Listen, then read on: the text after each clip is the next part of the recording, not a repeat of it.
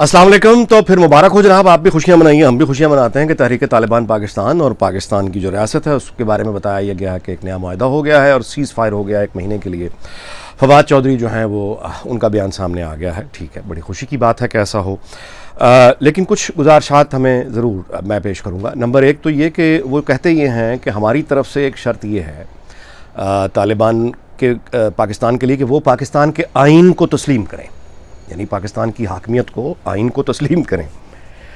तो बात यह है कि हम पाकिस्तान के आइन का हम कितना एहतराम करते रहे हैं, यानी पाकिस्तान का आइन क्या इस वक्त अपनी हकीकी रूह के साथ क्या पाकिस्तान पर नाफिज है? क्या कभी हुआ, आज तक हुआ? यानी जब से ये आइन बना 1973 से लेके आज तक, क्या ये आइन अपनी हकीकी रूह के साथ क्या कभी ये नाफिज हुआ? एक दिन के लिए भी नहीं। तो जिस आइन का एहतराम हमने खुद उसके यानी बनने से लेके आज तक एक दिन भी नहीं किया, उस आइन की हम ये चाहते हैं कि वो आइन तालिबान जो है, तहरीक तालिबान, वो उस आइन की जो है वो एहतराम करे जिसका हमने भी खुद कभी एहतराम नहीं किया। अच्छा, आगे आए। अभी हाल ही में हमने देखा कि अमेरिका जो सुपर पावर है, ज़ाहिर है, उसके तालिबान के साथ मुज़ाकरात हुए थे।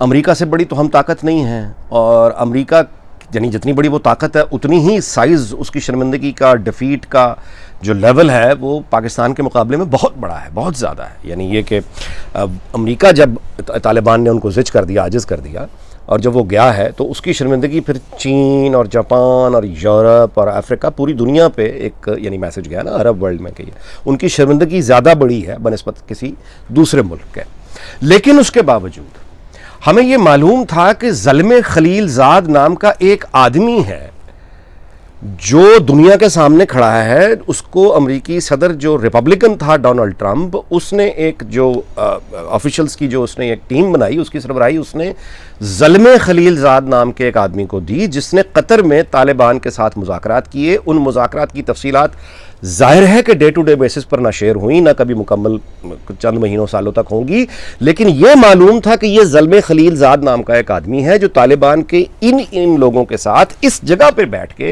ये लोग मुज़ाकरात कर रहे हैं।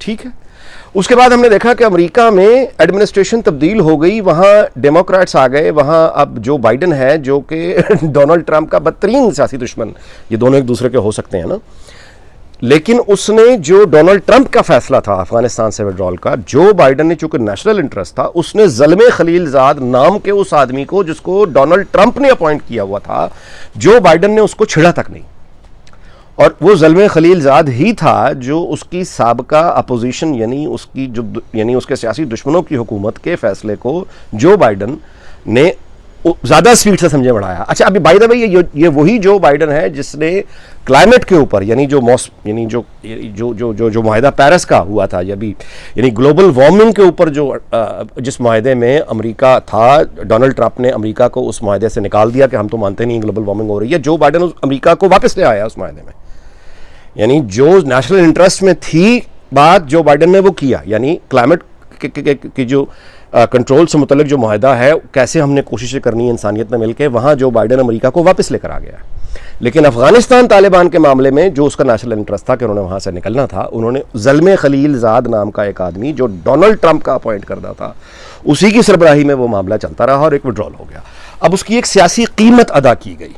अच्छा, वो सियासी कीमत जो अदा की है वो अमेरिकी सदर जो बाइडन ने की है, डोनाल्ड ट्रंप ने नहीं की, जो बाइडन ने की है, क्योंकि उसने उसको कंटिन्यू किया था। अब वो उसकी ओनरशिप लेकर खड़ा है और जो भी क्रिटिसिज्म है वो उसको यानी बर्दाश्त करेगा। पहला साल है, उसका ख्याल ये है कि पहले साल में अगले 3 साल तक इतने वाक़यात हो चुके होंगे कि ये लोगों को भूल चुका होगा।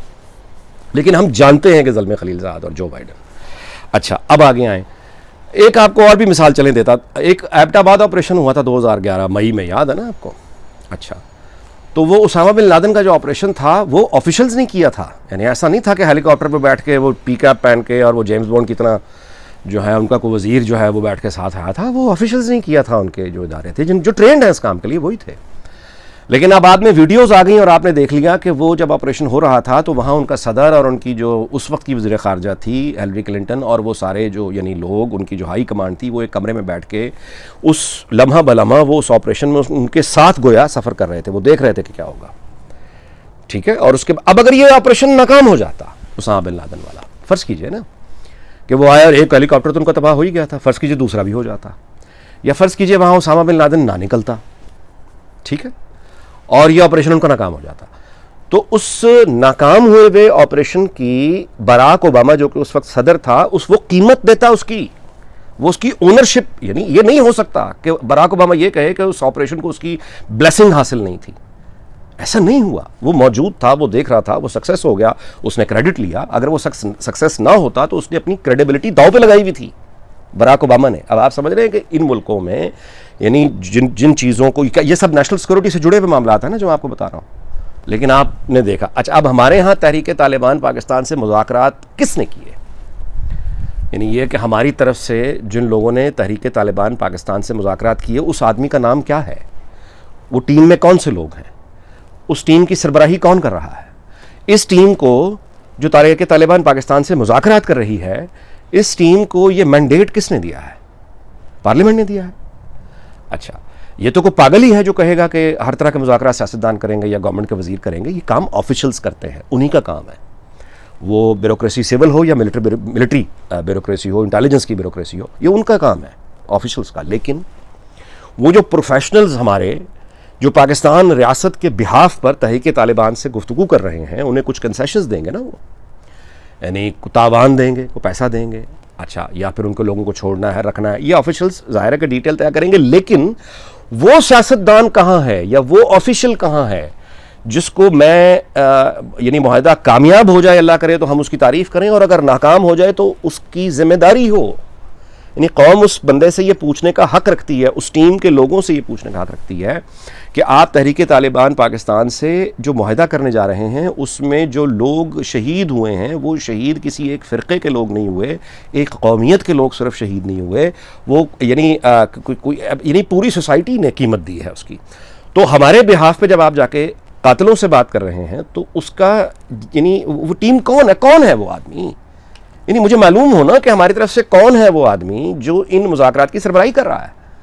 यानी क्या वज़ीर आज़म, क्या अपोजिशन के लोगों ने को पार्लियामेंट में इसके, यानी बहुत अच्छी बात है कि मिलिट्री लीडरशिप पार्लियामेंट में आई है, ब्रीफ किया, लेकिन मामला ये है कि ये तो बताने आए हैं ना कि ये हो गया। पार्लियामेंट का इनपुट क्या रहा है? पार्लियामेंट की कोई कमेटी, अच्छा, वज़ीर दिफा एक नामी परवेज़ खटक नाम का एक आदमी होता है, अगर आपको कभी मिले तो उससे पूछिएगा कि वज़ीर दिफा तुम हो, क्या तुम्हारे इल्म में है कि तहरीक तालिबान पाकिस्तान से मुज़ाकरात शुरू हो चुके हैं? असूली तौर पर तो मुज़ाकरात ये तुम्हें ये बनानी चाहिए थी ना, ये वज़ीर आज़म को बनानी चाहिए थी, वो टीम अप्रूवल देनी चाहिए थी, बताना चाहिए था कि तहरीक तालिबान पाकिस्तान से जो लोग पाकिस्तान की जानिब से मुज़ाकरात कर रहे हैं, वो एक एम्पावर्ड कमेटी है, उसको ताकत कहाँ से दी गई है?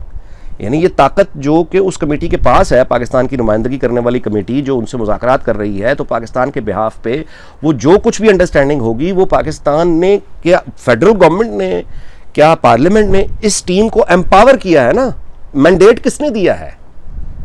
अच्छा, अगर ये मुआहदा नाकाम हो जाता है तो फिर मालूम होना चाहिए कि अगर तावान दिया गया है वो कितना था, और तावान देने का और ये सारे जो मामलात हैं, ये कौन से ऑफिशियल्स थे जिन्होंने ये मुज़ाकरात किए और उसके बाद ये फ्लॉप हो गए या कामयाब हो गए। यानी ये सामने आना चाहिए ना। अंधेरों में जो रखे हुए खुफिया मुआहदे होते हैं, हमारी उसकी एक तारीख़ है। मिसाल के तौर पे हाल ही में परवेज़ मुशर्रफ के दौर में जब ड्रोन अटैक शुरू हुए और उनकी तादाद हुई, पाकिस्तान भर में एहतजाज हुआ, तो परवेज़ मुशर्रफ की हुकूमत और उनके वज़ीर और ये सारे लोग अनगिनत बार पब्लिक में इन्होंने आके कहा, ड्रोन हमलों की इन्होंने मज़म्मत की, उसको जुल्म कहा, उसके बज़ाहिर उसके मुखालफत की एक पॉलिसी इख्तियार की रखी, ख़ुद लोगों को आके ये जोश और जज्बा दिलाते रहे कि बड़ा जुल्म हो रहा है। बाद में ये पता चला कि वो तो शमसी एयरबेस बलूचिस्तान में ख़ुद अमरीकियों को हम ही ने दे रखी थी एक खुफिया मुआहदे के तहत। और उस वक्त जब खुफिया मुआहदा किया गया, उस वक्त भी हमें ये तो याद है कि परवेज़ मुशर्रफ की हुकूमत थी, ज़ाहिर है उसकी अप्रूवल के बगैर नहीं हो सकता, लेकिन वो कौन लोग थे जिन्होंने ये खुफिया मुआहदा किया और शमसी एयरबेस को इस तरह हवाले किया? तो ये जो खुफिया मुआहदे की हमारी तारीख़ है, ये बड़ी भयानक है। ये पहले भी मुआहदे हो चुके हैं, उनके अंजाम भी हम जानते हैं। आखिर में वीलॉग का इस बात पे इख्तिताम करता हूँ कि मेरा मकसद हरगिज़ ये नहीं है, हर पाकिस्तानी का मकसद ख्वाहिश यही है कि पीस हो, अमन हो, और ये दहशतगर्द जो ग्रुप्स हैं ज़ाहिर है कि पीस की जानिब ये लौट आएँ। लेकिन इनसे बात करने के लिए देखिए, एक मुआहदा मिसाल के तौर पे जो आपका हुआ अंडरस्टैंडिंग, अगर वो कौम के सामने रखी जाएगी तो ये कौम के लिए आसान होगा इस बात को समझना कि मुआहदे की ख़िलाफ़ वर्जी कल को हुई है तो किसने की है। क्या रासत पाकिस्तान ने की है या तहरीक तालिबान पाकिस्तान ने की है? अगर वो मुआहदा हमारे सामने नहीं, तफसील हमारे सामने नहीं, वो मुज़ाकरात जिन लोगों ने किए उनके नाम हम नहीं जानते, तो हम किससे पूछें? यानी मामला ये है ना कि आप कल को, आज आपने कहा कि जी मुआहदा हो गया, हम नारे मारना शुरू हो गए, कल को आप कहेंगे कि तहरीक तालिबान पाकिस्तान ने मुआहदे की खिलाफ वर्जी कर दी है, लिहाजा हम ये हम जानते ही नहीं है कि मुआहदा है क्या। अच्छा, अब इसका नुकसान ये होगा कि यानी अब मेजॉरिटी तो जाहिर है वो तो बेचारी मजबूर है, वो तो कल को ये मुआहदा नाकाम होता है तो हुकूमत पाकिस्तान फिर से कहेगी कि नाकाम हो गया, तालिबान ने फिर कार्रवाई शुरू कर दी, तो हम लोग फिर वही बाजे बजा रहे होंगे कि देखिए तालिबान ने खिलाफ वर्जी की, तालिबान ने खिलाफ वर्जी की। लेकिन ये मालूम होना चाहिए, मालूम होना चाहिए। हम तो ये कहेंगे कि तालिबान खिलाफ वर्जी कर रहे हैं, लेकिन सब ये नहीं कहेंगे।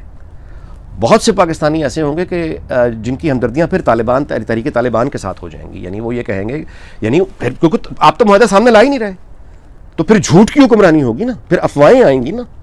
तो फिर तहरीक तालिबान पाकिस्तान ये दावा करेगी कि मिसाल के तौर पे हमसे तो मुआहदे में ये मान लिया गया था कि 2022 के वस्त में मिसाल के तौर पे पूरे पाकिस्तान में जो है वो वही निज़ाम आ जाएगा जो अफ़गानिस्तान में है, हमसे तो ये वादा किया गया था।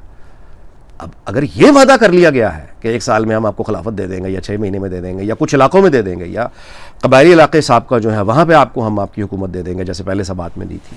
अब अगर इस तरह का कोई आपका मुआहदा है तो ज़ाहिर है कि हर पाकिस्तानी खौफ से कांपेगा कि आप क्या मुआहदा कर रहे हैं, किन शराइत पर आप ये अमन की जानिब उनको लेके आ रहे हैं, मालूम होना चाहिए कौन है वो आदमी जो सरबराही कर रहा है। अच्छा, अब ये कि मुआहदा सामने होगा ही नहीं, आप कहेंगे तालिबान ने खिलाफ वर्जी कर दी, तालिबान कहेंगे इन्होंने खिलाफ वर्जी कर दी, वो भी आके लोगों को मारेंगे, आप उनके जवाब में जब कार्रवाई करेंगे तब भी उसमें मासूम लोग निशाना बनेंगे, वो कहाँ जाएं? इसलिए ये मालूम हो, यानी ये सायों में, अंधेरों में हुए हुए मुआहदे जिनका नाम ही मालूम नहीं है, कुछ पता ही नहीं है क्या हुआ क्या नहीं हुआ। तालिबान की तरफ से कौन लोग थे? तहरीक तालिबान की तरफ से कोई लोग थे? कोई मुआहदा रिटन है? कोई वीडियो उसकी बनी होगी? कौन लोग थे तहरीक तालिबान? अच्छा, ये तहरीक तालिबान वाले उस मुआहदे के बारे में क्या कह रहे हैं? क्या वो भी कुछ कह रहे हैं? यानी क्या उन्होंने अभी तक कोई बयान ऐसा जारी किया है कि हाँ ठीक है, इन शराइत पर बात हुई है और आईन पाकिस्तान को हम तस्लीम कर सकते हैं, यानी ये मुमकिन है कि हम तस्लीम कर लें? उनकी तरफ से कोई इन मुज़ाकरात के बारे में कोई बात सामने आई? नहीं आई। तो फिर ये कैसा मुआहदा है? ये कैसी अंडरस्टैंडिंग है? ये चोरी छुपे अंधेरों में ये साए कौन हैं? ये पुरस्कार लोग, और ये जो फैसले कर रहे हैं, इन फैसलों के कुछ नताइज हैं ना। तो नंबर 1 तहरीक लब्बैक, यानी जत्थे असला गुंडागर्दी बेबस कर दिया, उनकी इज्जत आ गई। तहरीक तालिबान पाकिस्तान, कई दफ़ा इनको माजी में हम गले से लगा चुके हैं, भटके हुए भाई, उनको भी। फिर उसके बाद सिपाही साहबा के वो अहले सुन्नत कह रहे हैं कि जी हमें भी कालादम न किया जाए। फिर तहरीक तालिबान, तो हम ये क्या बता रहे हैं? हम ये बता रहे हैं कि देखिए, अगर आपके पास ताकत है कि आप हमारे बंदे भी मारें और बम भी मारें और तबाही फेर दे कर रख दें, तो हम आपकी इज़्ज़त करेंगे, आपको पैसा भी देंगे। और अगर आप पुरअमन बात करेंगे, दलील से करेंगे, सियासी रास्ते पर चलेंगे, तो हम आपको निशान इबरत बना देंगे। तो ठीक है, फिर ज़ाहिर है वही हो रहा है। लेट्स सी कि इस मुआहदे के साथ क्या बनता है, क्या ये मुआहदा कभी हमारे सामने आता है, नहीं आता। और तहरीक तालिबान लब्बैक के साथ, अगर आपने तहरीक तालिबान के साथ मुआहदा किया, लब्बैक के साथ किया, कल को सिपाही साहबा के साथ करेंगे, तो ये किस कीमत पर कर रहे हैं? यानी आप इन्हें इलाकों की हुकूमतें देने जा रहे हैं। अगर आप नहीं देने जा रहे, ये खुद ले लेंगे, निज़ाम इंसाफ में मुकदमे भी कराएंगे, भत्ते भी लेंगे, सब करेंगे ये काम। चलिए फिर देखते हैं, हम तो उम्मीद ही कर सकते हैं, भले कि देखते हैं क्या होता है। अल्लाह हाफ़िज़।